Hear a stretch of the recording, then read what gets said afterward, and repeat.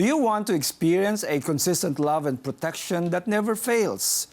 There is someone who is always constant, and He has a name. His name is Jesus.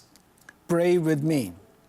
Father God, salamat po, O Lord, sapagkat tunay nga, Panginoon, na sa kabila ng mga nararanasan namin, Panginoon, na kami po ay powerless, na kami po, Panginoon, ay biktima dahil sa mga akusasyon ng mga tao sa amin.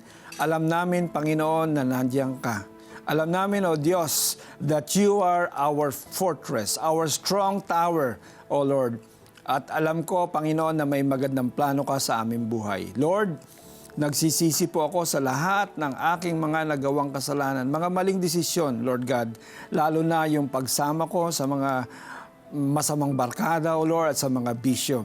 Linisin niyo po ako, Panginoon. And now, Lord, I know that I can fully trust you because you died in my place. At binayaran mo ang kasalanan na dapat sana, Panginoon, ako ang may dapat nagbayad, Panginoon. Salamat po sa iyong precious blood na siyang tumigil sa krus ng Kalbaryo para ako ay iligtas at makaranas, Panginoon, to be in the kingdom of light. Lord, pumasok po kayo sa aking puso bilang aking Panginoon at tagapagligtas. At mula ngayon, Panginoon, ako po'y susunod sa inyo pong tinig, susunod, Panginoon, at maglilingkod sa iyo sa pangalan ni Jesus. Amen.